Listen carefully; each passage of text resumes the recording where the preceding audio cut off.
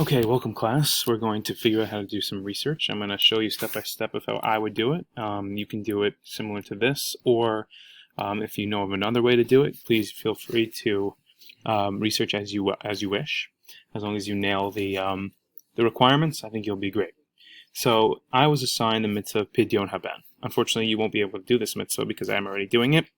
But if I were assigned Pidyon Haben, this is how I would go about doing it. So I'm going to look up for example, a list of the 613 mitzvot. Now what's going to come up is something called From Judaism 101. I found this jewfacts.org. What I would do is I click on that and I see a list of all these mitzvot. Wow, it has all 613 listed. What a beautiful resource.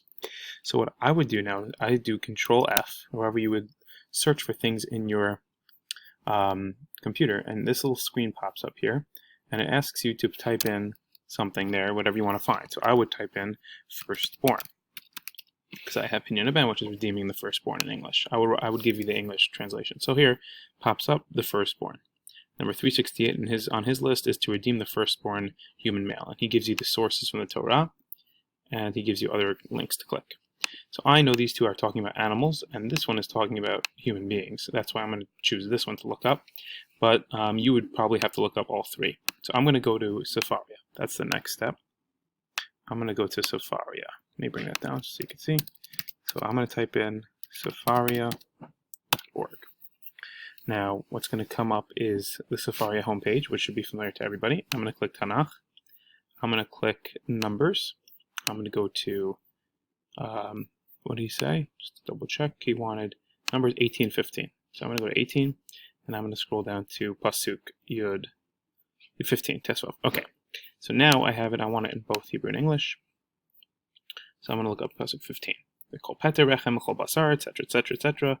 It says the first issue of the womb. Okay, every man or beast that is coming out should be yours. However, you shall first have the firstborn redeemed, and you shall also have the firstling of the unclean animals redeemed. So Hashem wants us to redeem our firstborns. So I would quote this as my Torah source. Then I'm going to look for a commentary. And I see that Rashi's not there. Hopefully you'll have a Rashi there. But I see Ibn Ezra, but there's no English. So that's going to be hard. Bechor Shor, also no English. Chizkuni, here's two Chizkunis with an English. So I'm going to click Chizkuni. And I'm going to read this one, the first one. And it talks about why it says Kol Peter Rechem Chol Basar, etc. It talks about why the Torah had to say it 3 times. Remember we talked about here that it has 3 sources. Why did it say it 3 times? Chizkuni says because it's so important, and that's why even the animals you have to redeem, and that's why it says it 3 times. So that's one perush that I can use on my report, in my project, that there's a chizkuni that says that there was 3 occasions that are said to redeem your firstborns, to show you that even the firstborn of an impure animal, like a donkey, needs to be redeemed. Wow, what a beautiful perush. Now I'm going to want to find some Mishnah about this. So I go back to my Safari page. I go to my Mishnah, and I see, oh, look, there's one in Bechorot. So I'm going to look at the first Mishnah, and there's a Mishnah from 8:8. In Bechorot, it says, we must not redeem with slaves, nor with indebtedness, nor with immovable property, nor with objects of hegdish. And then it goes on to say other things.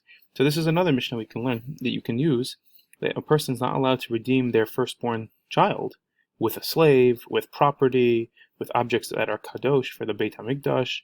You have to use something very specific. You need to use 5 sellas, which are 5 silver coins, and you must give them to a priest. This is what the Mishnah says. Beautiful Mishnah. That's what I would use for that one, and I would quote that. Then I'm going to want a Gemara, so I'm going to go to Talmud, Bava Kama. Let's say that was the first one, and I'm going to scroll down, and I'm going to see, oh, look, the Gemara says that Rabbi Mami Bar Chama taught that since it says in the pasuk, Ach podeh tifteh, however you shall redeem, you might have thought that you have to redeem a child even if the child dies within 30 days.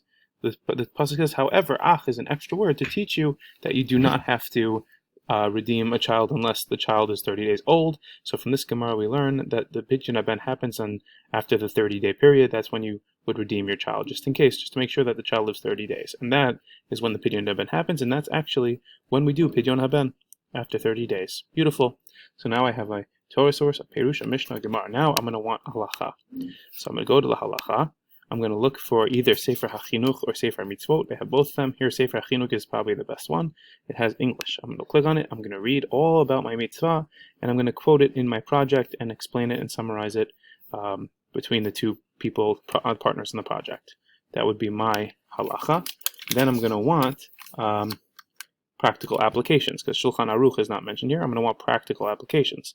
So now I'm going to move this out a little bit. I'm going to do a new tab, and I'm going to look for Pidyon Ben ceremony, because I want to know about the Pidyon Ben. Oh, and Chabad.org comes up. I think Chabad.org has a website for each mitzvah that we're going to be doing. So we would click on it, and I would read all about the ceremony. It's a little short thing. They give you the brachot or the things that we say.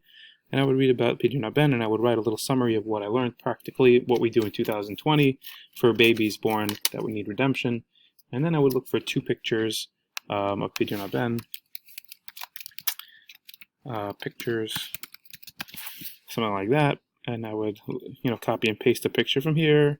I would, why the jewelry, or talk about the silver, gold coins that they're using here, and the rabbis, and pick 2 pictures that I would put on my board, and a little summary of why those pictures help explain my mitzvah, or what they have to do with my mitzvah. And then I would cut it all out. I would make it, a nice font, and I would put a nice, I would make a nice board like for science projects, and you would type science project just to get an idea of what it would look like. Something like this. You click on it. You want it to be like pretty and nice, and this was made for plants, but it's a good. It's taking a long time to load, but this looks like a good one for the plants that they use. Or here you see the classic way to make it pretty, make it nice, put your pictures up, little explanations here and there, and work on it together. Put your names on it, and hopefully we can display something like this in the shul or somewhere around the school, so that people can come and look and see how much you mastered your mitzvah. And after 6 minutes and 55 seconds, which will be 7 minutes at the end of this, I wish everyone hatzlacha. And if you need further help, I am here to help you. Please email me, reach out to me as soon as possible, as soon as you encounter an issue. And good luck, everybody. Okay.